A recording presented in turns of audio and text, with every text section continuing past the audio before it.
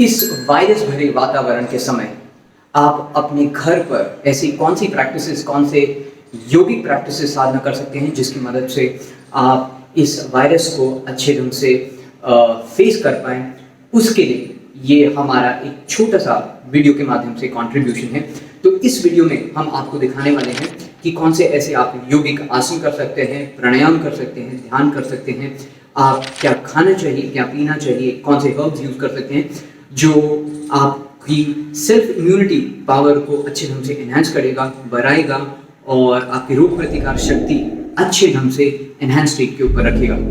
तो इस वीडियो को बिल्कुल पूरी तरह से आप अंत तक देखिए और उससे पहले अगर अभी तक आपने हमारे चैनल को सब्सक्राइब नहीं किया है तो प्लीज़ कर लीजिए। बिल्कुल निःशुल्क है, बटन बिल्कुल नीचे है। मेरा नाम विक्रांत सावंत है। प्लीज सब्सक्राइब करें मेरे चैनल सावंत योगा को और बेल आइकन दबाएं सबसे पहले मेरी वीडियोस को देखने के लिए। सबसे पहली चीज़ जो आप कर सकते हैं आपके घर पर वो है, अगर आपके पास कोई भी दिया या मोमबत्ती है तो वो दिया या मोमबत्ती को आप इस तरह से जला लीजिए। आप ऐसे कौन से आसन कर सकते हैं जो आप बिल्कुल घर पर कर पाएँ, बहुत आसानी से कर पाएँ, पर जिससे आपकी पूरी शारीरिक तंदुरुस्ती, मानसिक स्थिति और आपकी एनर्जी हाई रहे। तो चलिए वो देखते हैं। तो सबसे पहले आप करेंगे अधोमुख श्वानासना और ये पूरी प्रैक्टिस को डेमोन्स्ट्रेट करने के लिए चंद्रू राजा हमारे साथ हैं। तो पहले आप इस तरह से मैट पर बैठ जाइए और उसके बाद आप क्या करेंगे, बहुत ही सहजता से आप अपने हाथों को इस तरह से आगे की ओर ले आइए और एक शोल्डर डिस्टेंस का डिस्टेंस रखिए अपने पैरों और हाथों के बीच में। और उसके बाद ये है आपका डाउनवर्ड फेसिंग डॉग अधोमुख श्वानासना, जहाँ पर आप जितना हो सके आपकी एड़ी इस तरह से ज़मीन पर रखिए और अपने हाथों को इस तरह से रखिएगा और जितना हो सके अपने कूल्हों को ऊपर की ओर, छत की ओर फेंकने की कोशिश कीजिए। आप यहाँ पर इस पोजीशन में कम से कम 10 सेकंड के लिए रहिए या 10 ब्रेथ के लिए और अपने मूलाधार यानी अपने रेक्टम को अच्छे ढंग से कॉन्ट्रैक्ट करके रखिए। उसके बाद आप करेंगे ऊर्ध्वमुख श्वानासना जो अपवर्ड फेसिंग डॉग है।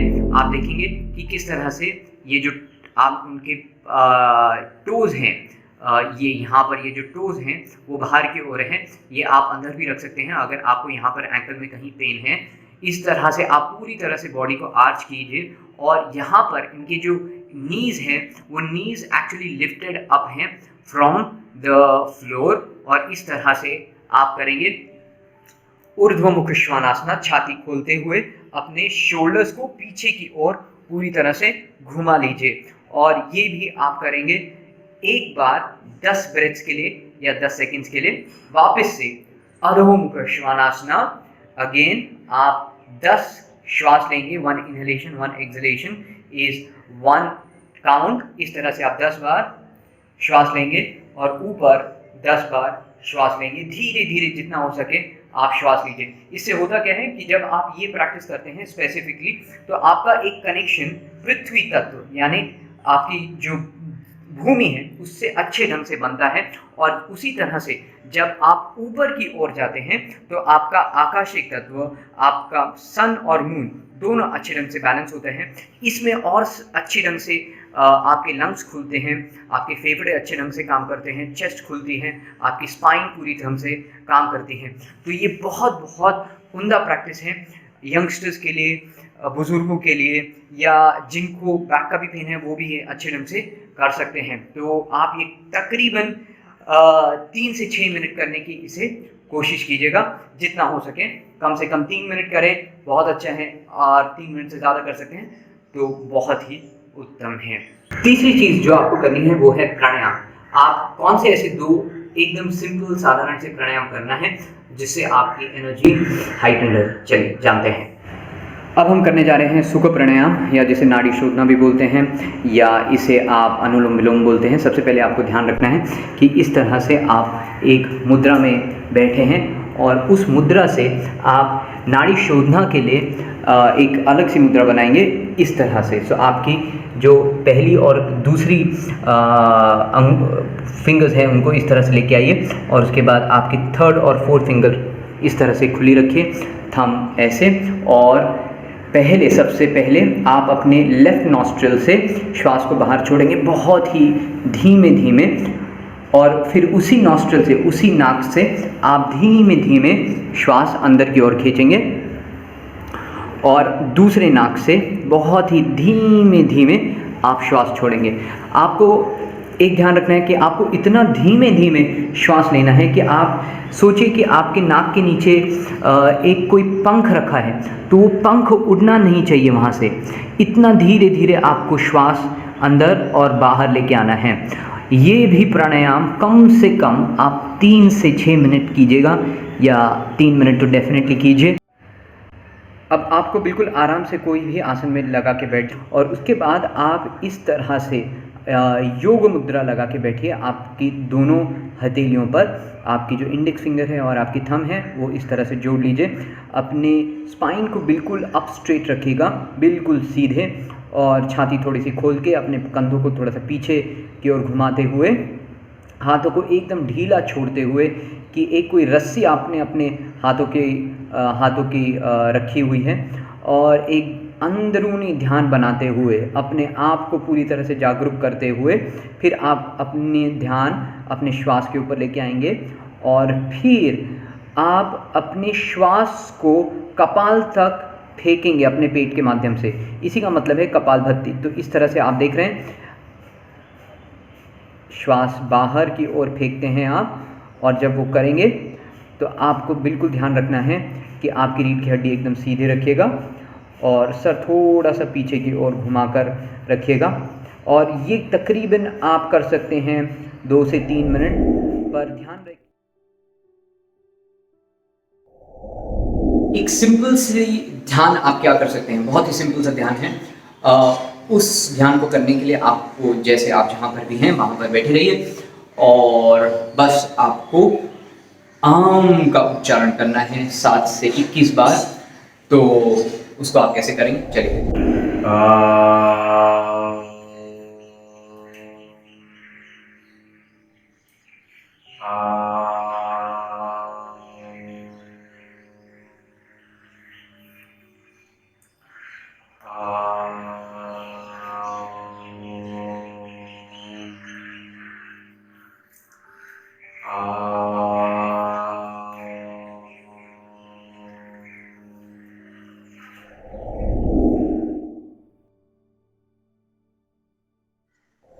खाने में आप क्या खा सकते हैं? देखिए, खाने में आप जितना हो सके वेजिटेरियन डाइट खाइए।